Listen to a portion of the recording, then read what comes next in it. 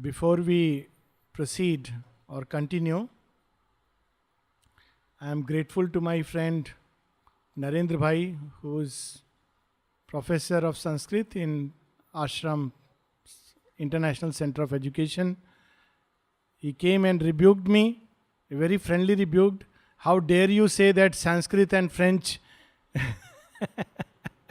I was actually expecting it when I said, so somebody had to come and tell me. So it's not about which is a better language. That is the difference. If we compare in terms of better language, it's a different thing. Definitely Sanskrit, I mean, there's no comparison. To even compare it with any other language would be really, especially when you have to express the subtleties of spiritual things. Besides the fact that it's an extremely logical language, Sanskrit. But when it comes to in the modern context, like my goal is to read Sri Aurobindo, then what is the option before me? One is that I can feel, oh, it's English, difficult English. This is one option. Second is that let me read a translation. Mother has said very clearly, Savitri is untranslatable. We can translate it for our own growth. There are people who have done it. But it's not something recommended to read a translation. The third option, we don't read at all. But I think the fourth option is the best, that we learn English to read it. And here comes the rub that all of us in modern context know a little bit of English. It's kind of international language. So we just need to little bit sharpen it, hone into it. We don't even have to do that. The fact of reading Savitri improves our English. I have seen this, that just reading Sri Aurobindo, it helps us grow in many ways. And one of them is that it improves our English. Just because we read Sri Aurobindo, the whole phrase, the turn, everything spontaneously enters inside. Of course, there are dictionaries on Savitri, but personally I feel, the words reveal their meaning. The passages reveal their meaning if we just remain open and receptive, because it's a different consciousness altogether. It's Sri Aurobindo's word body. It's not just a information given in Savitri about how to do yoga. When there is a command given for yoga, the strength, the power is also given to us. That's the beauty of it. And that's what Savitri receives, the command and the knowledge. A program is given to her for yoga. And that becomes the starting point. Now it's very interesting that in Savitri we see three different types of yoga. One is Ashwapati's yoga, which is primarily Sri Aurobindo's yoga, and it proceeds from the mind and takes off from there, climbing planes after planes of consciousness with gigantic strides, till eventually he stands on the threshold of the two worlds, parting of the hemispheres, and then he crosses into the unknowable and is face to face with the Divine Mother eventually, whose grace he invokes. So this is Ashwapati's yoga, which we see is Sri Aurobindo's yoga, and with the assurance and the promise that the Divine Mother will come and take up the unfinished task of creation, he comes back. So this is one type of yoga. And it's very difficult. There is hardly any process there. I mean, there is a process like his burning aspiration, the discovery of the inner fire, the discovery of the one behind appearances, but it's not described how exactly do we personally go through this yoga. But there is another yoga which the mother undertakes. And here Sri Aurobindo makes it very clear, this is the yoga which she is taking up for man. So this is the journey for man to take up. And that's why Sri Aurobindo would say that there is a sunlit path of the psychic. And this is what we find in the book of yoga. That's why Sri Aurobindo calls it the book of yoga. The mother undertakes this journey. All the higher planes are found reflected inside. And she has to go through all these experiences, which we will see how they connect with actually the practice that when we undertake the journey of yoga. And then there is a third type of yoga, which is not even called yoga, but is the concealed yoga in Savitri, and that is the yoga of Satyavan. So Satyavan also does yoga. Actually, he takes the fruit of the yoga. That's the beauty. Ashwapati does the tapasya, and Savitri opens the path, But who gets the fruit of the yoga is eventually Satyavan. And what is Satyavan's yoga? Very simple, that here I am, a creature of many habits, and I just offer myself to you. Please take charge of my life. Enter my life, thy chamber and thy shrine. And then he gives himself to Savitri in boundless love. That's how it is described. When the two hold each other, Satyavan has boundless love for Savitri. There is no limits of that love.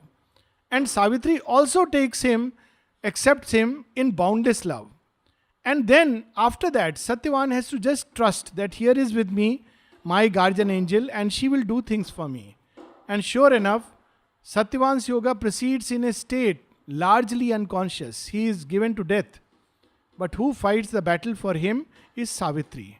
And at the end of it, it is he who is brought back from the clutches of death. So these are the three various approaches, but it's good to look at this book of yoga from this perspective, that this is something which we can do, something towards which we can tilt our efforts. But the first thing is the command or the call and the resolve to do yoga. Yoga is not like conversion. Conversion is an external thing. Converting from one religion to another or one ideology to another. Yoga is an inner conversion. And it comes by suddenly a call comes. And as long as the call has not come, things are different. But Mother says once you have the call, then things become very difficult, very serious. Rather, she uses the word serious. Then we are put on a fast track of evolution. And it can be very disorienting.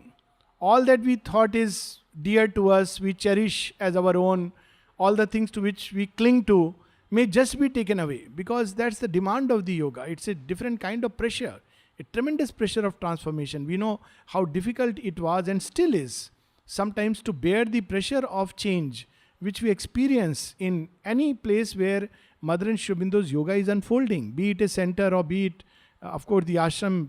So much of pressure people feel. Of course, outside it's a different story. They think, oh, you are going to ashram, you are going to have peace. Ah, nice, very good. Yes, peace of course, but peace at a price. And the price is taken from you and you are happy to give the price. That's a different part altogether. But if you are not ready and willing to give the price, then it can be very taxing and very exacting, because the process is like that. So there is a tremendous pressure towards change. It's a great Herculean effort, which people don't know. I mean, not this, we are of course a selected audience, but many people outside, they think, oh, it's an escape door, it's very easy life, there's nothing more to do. So, one takes up a life of yoga so that one can be comfortable. But when we look into the lives of those who have walked, it's a real serious effort. So here we see the resolve. Call is not enough, the resolve to do yoga. So if the resolve is half-hearted, then it's good to wait or develop the full-heartedness. If the resolve is just a mask behind which there is a ambition, where one wants to be a great yogi, to be a renowned person, to get siddhis, to get powers, to be recognized, respected, and all the things that we value outside, then yoga is very dangerous. It's like touching live wire with 1000 volts. It will uncover all the masks. So the resolve to do yoga, also sometimes we think, oh, now we are doing yoga, divine will take care of everything. And he does take care. But it doesn't mean there will be no difficulties, ups and downs, outer life.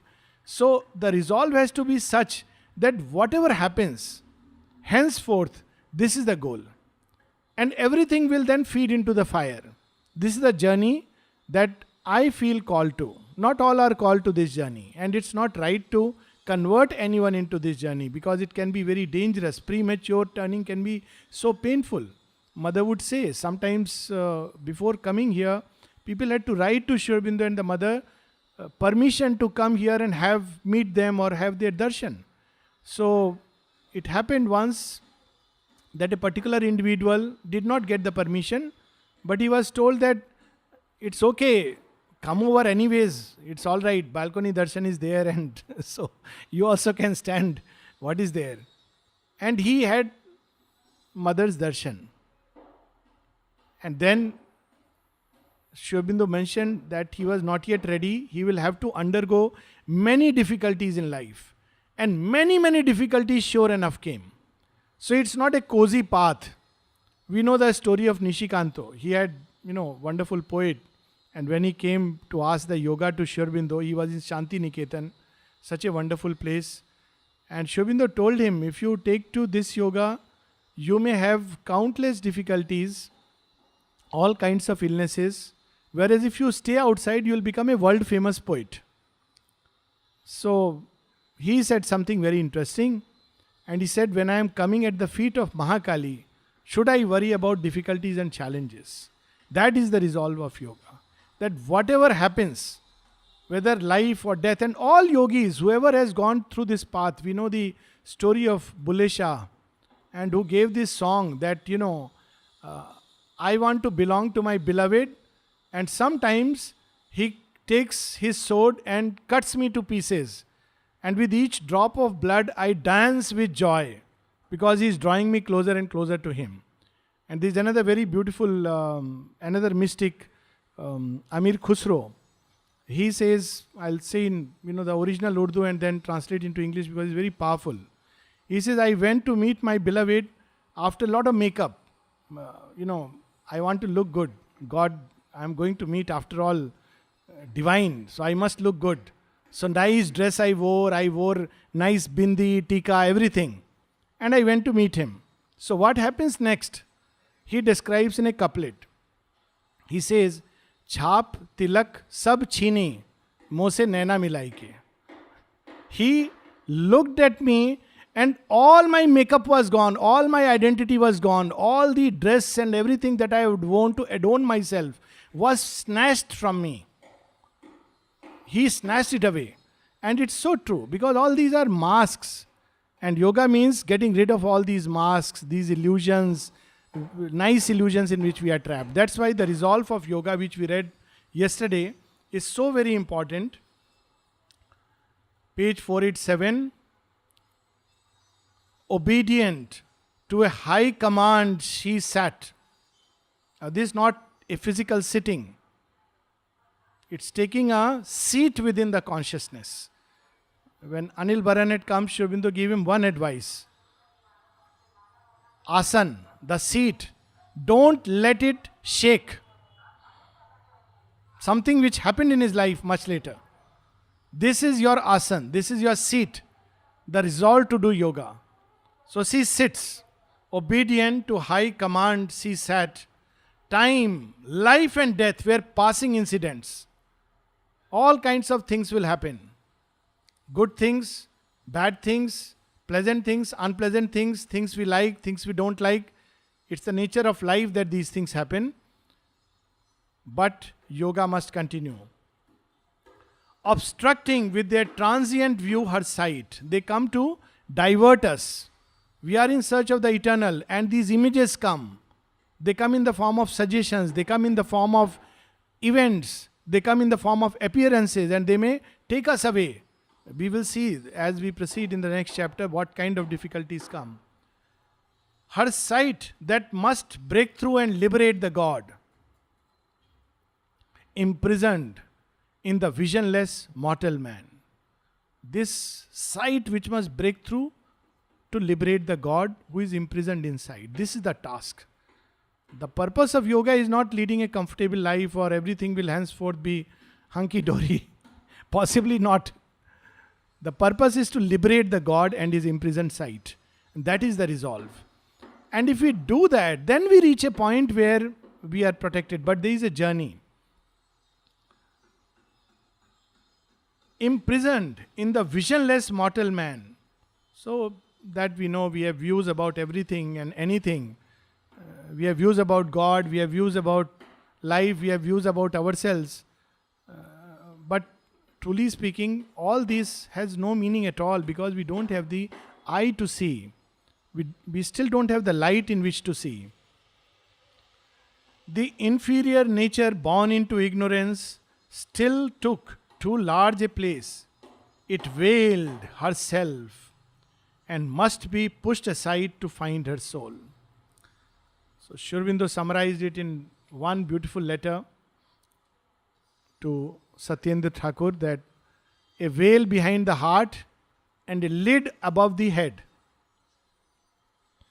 It is they which come in the way of the divine. These are the two things. So what to do? He gives the solution also in one letter. Love and devotion rend the veil. And in the mind, silence, the lid thins and vanishes. So to become quiet, and through love, devotion and faith, this veil will go away.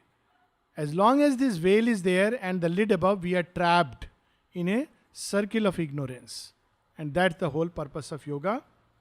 And with that we turn to the next chapter. Page 488, next canto. Canto 3, the entry into the inner countries. This is a terminology used right in the Vedas and the Puranas. There are different words used. In the Vedas it's called loka.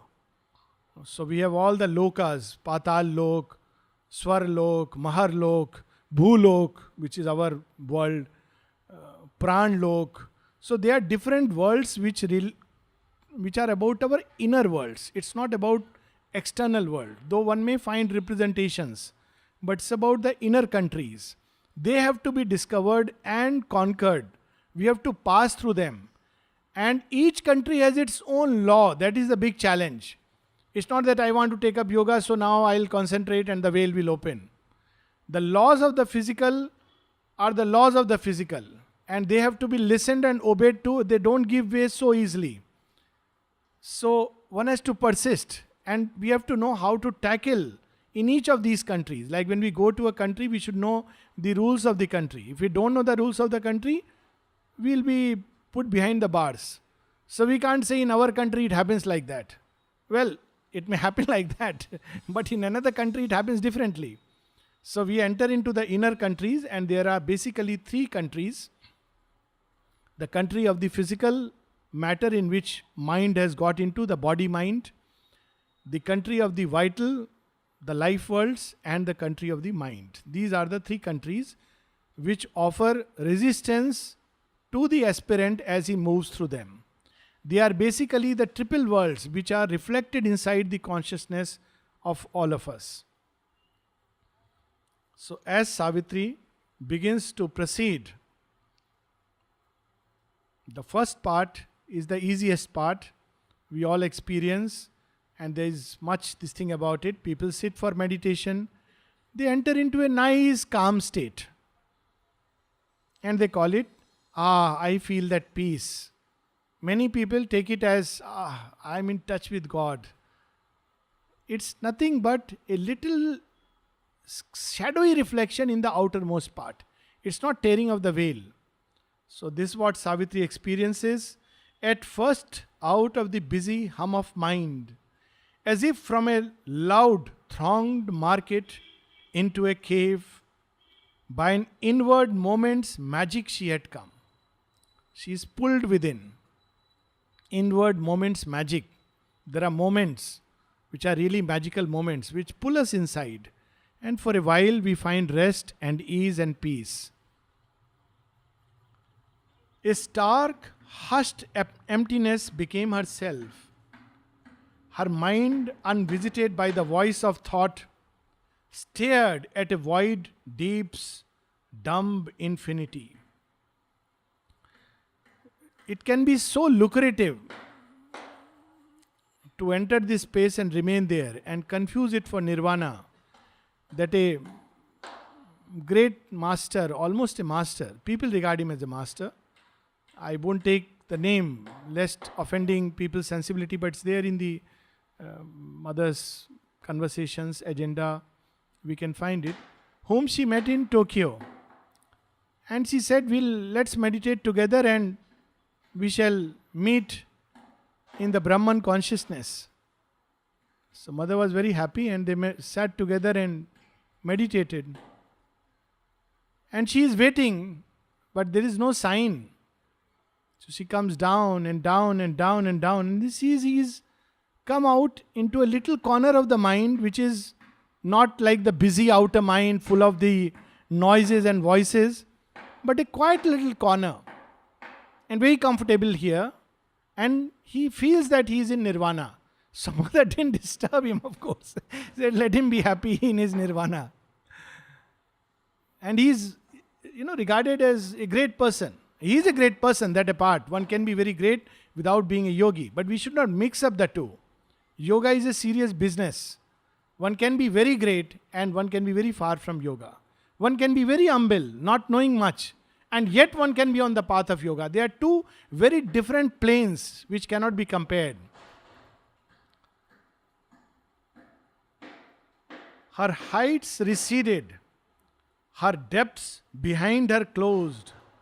All fled away from her and left her blank. This is a nice, beautiful experience, a kind of emptiness which we experience once meditation begins to become natural.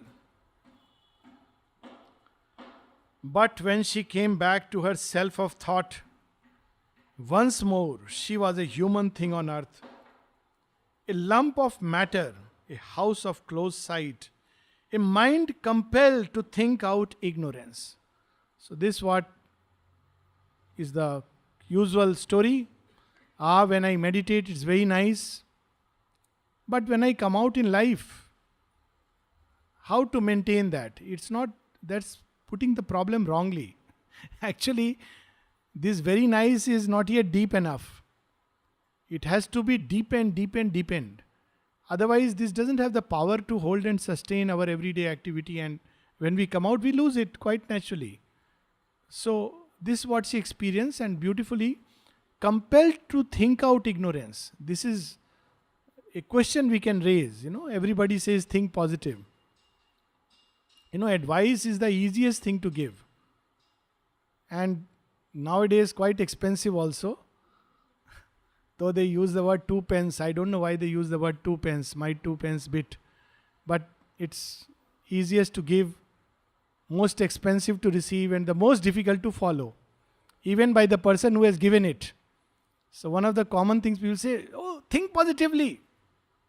Try to be in that person's shoe, then say the thing. Because, he knows. Sometimes it's like rubbing salt over injury. If you tell a person straight away, think positively, he says, you don't even know what state I am in. Inwardly, he will say, you be in my position, then think positively. Because its mind is built like that. In this marketplace, it is compelled to think out ignorance. Typical example is that when we walk into the market, it's very nice. Of course, for experts, it's different that one can continue doing the japa, remain in contact with the divine. But let's say what happens usually. You start saying, okay, I'm going to remember my mother. And you enter. After that, you have seen this sari and that suit and that something and then this shop. After a while, you don't even realize how easily you have forgotten it. Because you have entered a zone of consciousness where one is full of desires. So it just contaminates us. Because life is built like that. Mother says this in one of her early talks, that the city of Paris, she finds it frightening. It's strange that we love to go there, but mother says it's frightening. Why? She says because it's full of desires. She says you cannot walk into the city unless without getting hold of these desires or these desires getting hold of you. So it's a frightening thing. So there are, this outer consciousness is built of this. So to really think positively, we have to first find that vantage point, that zone where positive thoughts become natural. And if we enter that zone, then we don't have to try to think positively. So here she experiences this. A life force pressed into a camp of works and the material world her limiting field. This is what she is experiencing. Amazed like one unknowing, she sought her way out of the tangle of man's ignorant past that took the surface person for the soul. This is what Sri Aurobindo cautions us again and again in the Life Divine, in Synthesis of Yoga, in his countless letters, that don't mistake this desired soul for the true soul. Desired soul is formed of all our formations. It's basically something of the inner being. And we think, this is my soul. Oh, this is my soulmate. First find your soul, then talk about soulmates. Ah, this is my calling, my truth. It's nice to hear, but let's first know that truth. And it's hidden deep inside. It's not so easy to discover it just by going few inches inside. So, but most of the time we take this surface person for the soul. So Savitri has seen it, and then she hears this voice which gives her the purpose of doing this yoga. Then a voice spoke that dwelt on secret heights, and here we see her avataric mission. For man thou seekest, not for thyself alone. This yoga is not for ourselves. It is for the divine unfolding in humanity. So the very first step of yoga is that not for myself, my peace, my joy, my this, my that. So Savitri is given this command. She is the avatar. She is not doing the yoga only for herself. So people have asked this question also to Sri Aurobindo, that why did the mother have to do yoga? She is the divine mother. Because we see in the prayers.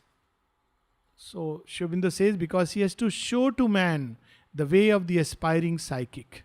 She has to show the path. Not only show, she has to open the path, because path has been closed for centuries. Man has been mistaking the surface soul for the true thing. So she has to clear the way. Only if God assumes the human mind and puts on mortal ignorance for his cloak and makes himself the dwarf with triple stride, can he help man to grow into the God. So man answers to this beautiful sacrifice of the divine with another self-deceit. Oh, you are human, you cannot be divine. Well, divine becomes human precisely so that he can help uplift ourselves. And Sri Aurobindo refers to this story of the triple stride, which is of course the story of the first advent of the psychic. In the parable of the Dashavatar, we have the dwarf with the triple stride called Vamana. He comes after the lion man. Just humanity emerges. So he is the divine who takes a human form. And what does he come for? Bali is a great king, good king, very generous king. And his guru Shukracharya is, Titan, guru of the Titans. So despite all his goodness, basically it's the life of ego. Ego can be there with philanthropy and generosity. And now he has to take the next step. And Shukracharya doesn't want him to take the next step. But Vishnu wants him to do that. And there is a long story. I will not go into the details of the story. It's a very fascinating story. So Vishnu, in one of his incarnations, takes a human form of a little dwarf, Vamana. It's symbolic of the psychic being no bigger than the thumb of man. So the story connects at many levels. And he comes to Vali and says, you are doing a sacrifice. I also need something from you. And Shukracharya recognizes him. So he says, don't promise anything to this fellow. But Vali says, if somebody comes to ask me, I am going to give. So he takes a resolve that I'll give you whatever you ask. So he says, no, I don't want something big. I just want 3 steps of land. He says, only that much? Ask something more. He says, that's enough for me to start my job. So he says, okay, granted. Pick and choose. So as the story goes, with the first step, he covers the heavens. It's a very symbolic story. First stride. The second stride, he covers the earth. Second stride. So he asks the king, where do I place my third stride? So Vali says, I can't think of any other place except my head.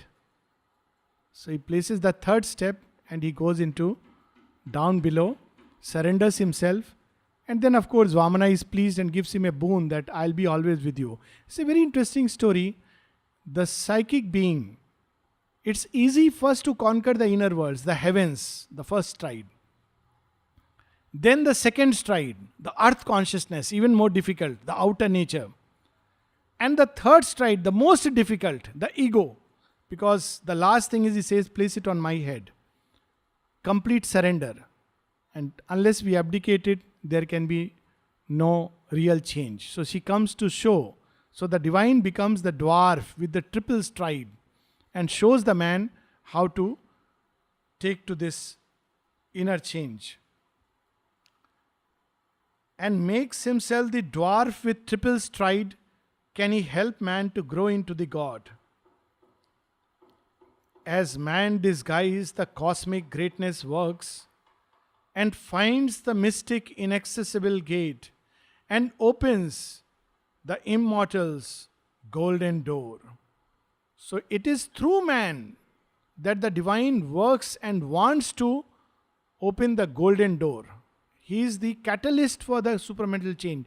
This is our true worth. In one of her prayers, Mother says, man is precisely that meeting point of X, the quaternary, his real station, domicile is there. She experiences it in one of her visions. She says, man, the form of man has come from high above, where the two hemispheres meet. And he is meant to become the link between the bridge between the golden sphere, the home of light and truth, and this mortal ignorance. So he has to open the door. This is our real work, the real purpose. Not the other gold. That is the other door. That door we know, recently they discovered, I don't know how far it is true, that in one of the Vishnu temples, Padmanabh temple, some 769 pots of gold worth some 186 crores is missing. So, but this is nothing. This is a small fraction of what is still there. So, it's some of these things are very symbolic. Things happening in the outer world. Like for instance, recently there are two organizations which have come under the scanner. And both have deceptive names. Both are known now to be associated with unrest. But they have a very nice name. One is Peace International. The other is Amnesty. Very nice names. But hiding behind it all kinds of activities which, so it's a sign that how falsehood is being exposed. So this discovery of the missing pots of gold. But we have to also discover there are some missing pots of gold. The real gold. And man is supposed to be the link for that. Man, human, follows in God's human steps. If the divine came just as he is, we will not be able to do anything. When a child asked mother, why did you come like us? Why didn't you come the way you are? And mother said, if I came like what I am, none of you will be able to even bear it, even for a moment. And she laments it in one of her prayers. He says, you would have been very happy if you saw a goddess with 1,000 hands. Unfortunately, I have only 2. I have to work with these 2 hands. It is a self-imposed limitations. Yes, inwardly she works through 1,000 hands. Through many, many persons. And every day you hear this unfolding. It's so beautiful. But physically she assumes human shape. Takes the difficulties, the challenges. People often say, oh, it's so hard to live in Pondicherry. Why? Because weather is so difficult, so this problem, human problem, that problem. At that point of time, just to think about the mother, God's human steps. She left Paris. Such a, fantastic place from weather point of view. I don't know otherwise. And for us, special place because mother has lived there. And she comes here. She doesn't complain. For decades she has lived without a fan. Even without a room. For a long time she didn't have a room of her own. An old refrigerator which had to be opened if somebody had to have a private conversation. Otherwise the room was convertible into her office and work. And a bed to rest. Much later, someone had this idea to have a room for her. And then she is worried, will we have the money? Whereas she is providing place to everyone. God's human steps. This is yoga. So every time we think of complaining about the weather and the challenging conditions, we just have to see their life. how they have lived. Mother and Sri Aurobindo. Sri Aurobindo writing this voluminous literature, all this with what lamp? Not these LED bulbs. Kerosene, and later on when mother came, one of those bulbs had come. And how he was writing with all this.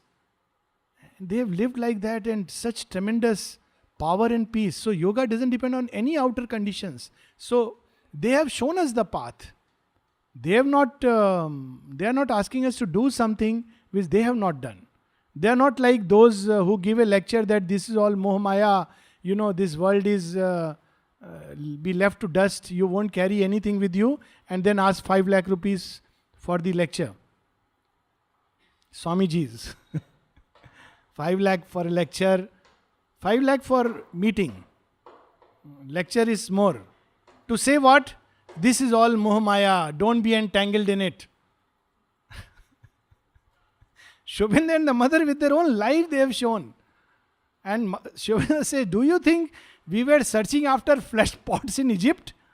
The mother and myself did not have to leave behind things. And how they left behind so easily, readily. Some of our best paintings. And when some disciples wanted to retrieve it, saying, Mother, they are precious for us, priceless treasures. We want to get it back. Mother says, my child, we live in eternity. You want to get a few paintings? We live in eternity. It is left behind. Relationships is so beautifully given in that one of her plays, Towards the Future.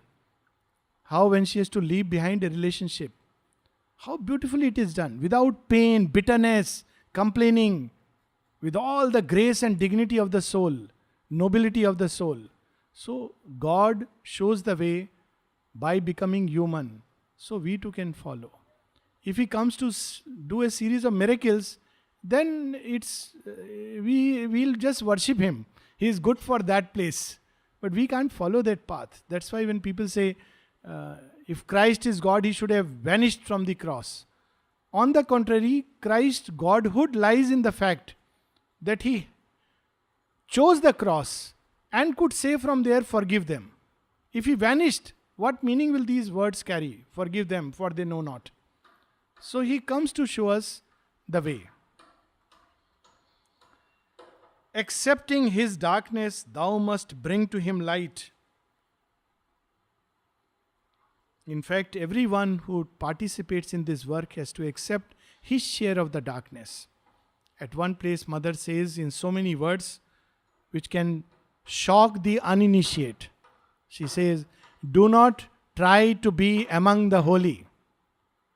There are people who take to this yoga and want to become a little saint. And recently I was reading one of the books. Somebody says, after Mother and Sri Aurobindo, I am the person. I am carrying on their work. Nothing more delusional can, but and justifies it with all kinds of twists. Anyways, that's people's business. But the point is that she says, do not try to be among the holy, accept your own burden of the anti-divine, of the darkness. This is there in volume 10. Search this word and you'll see. And offer it to the light. All of us. This is what is meant by bearing our own cross. We all have our challenges, issues, difficulty. We can't become sadhus and saints. This is not a yoga for becoming a sadhu or saint, but something far greater. This is a challenging task. Not running away from difficulties, closing our eyes in a facade or many facades. So even the divine has to bear our darkness. Accepting his sorrow, thou must bring to him bliss. So when Rama weeps for Sita, so even Sati, sitting by the side of Lord Shiva, Shiva is saying, Hey Sachidanand Brahm, and she says, are you okay? He says, yes. No, probably you have taken an extra bit of today, your cannabis. Don't you see him crying like a mere mortal? Sita is searching like a love-lone man, searching in every flower and tree. Where is my Sita? Is this sign of being God? If he is God, he should simply find and Shoot an arrow, I know where is Sita. And I can get her in one moment. And he is God. You call him God. And then Shiva says something very interesting. He says, yes, I may have taken a little, but your intoxication is far worse. You are totally deluded because you cannot see the divine in a human body. It is, the Gita uses the phrase, Manusi Tanu Ashritam. And he says the Asura cannot recognize the divine in the human body. In the chapter on Avatar, the Asura cannot recognize because he sees only external things. So then Sati goes and wants to test him. She assumes the form of Sita and hides in a little shade that, oh, now he's going to leap up with joy. I found my Sita. But Rama sees her, does pranam, says, see, I am crying already, miserable for my wife. Please go back, otherwise old my man will cry there, losing you. This plays in grim earnest. Moment when Lakshman is struck with Shakti, he's on the deathbed. Rama's lament is not just a fake. He must experience the sorrow that human beings experience in agonizing moments of their life. This is the work of Avatar, not a series of miracles, because he comes to change the law. So he takes the law on himself, not to show the escape from the law. Masters are there who don't enter the law. They remain there, show the way to escape from the law. They can do miracles from there. But those who want to change the law must enter and assume and accept the burden of the law. Then only they can change it. Mother, how she went into the yoga of the cells matter. And she says something very interesting. When people come and ask me, and I say, I have no powers with me. And then she laughs. She says, they don't believe it. They don't even understand it. So the disciple is also shocked. She says, no, mother, you are omnipotent. Say, I know that. Both things he says. Because he says, but to enter into matter, I have to relinquish all this. And then she says, that's what I understood when I came to India. What it means to renounce one's siddhis. To renounce one's realizations. Both Mother and Sri Aurobindo had to do it. They had all the realizations. They had to renounce it, means keep them in the background so that they can work in matter, in darkness, in obscurity. And that's why it is fascinating. So here, accepting his sorrow, thou must bring to him bliss. In matter's body, find thy heaven-born soul. So this is the command that Savitri receives. And then we have this marvelous line, magical line. Then Savitri surged out of her body's wall. What is this vehicle through which she has surged out? It is the body-mind. Because that is the one which is the first instrument, first vehicle through which she comes out of the body wall. She no more identifies herself with the body. And now she must press to find the secret soul. So we will continue this after a 10 minutes break. But let me just quickly read for completing course correction, as they say. Mother says something very interesting. Our language, French and English, is poor. Sanskrit was better. So basically it's about which is better. So better, there is no doubt. But to read Savitri, learn English once again. Okay, so we'll come back after 10 minutes.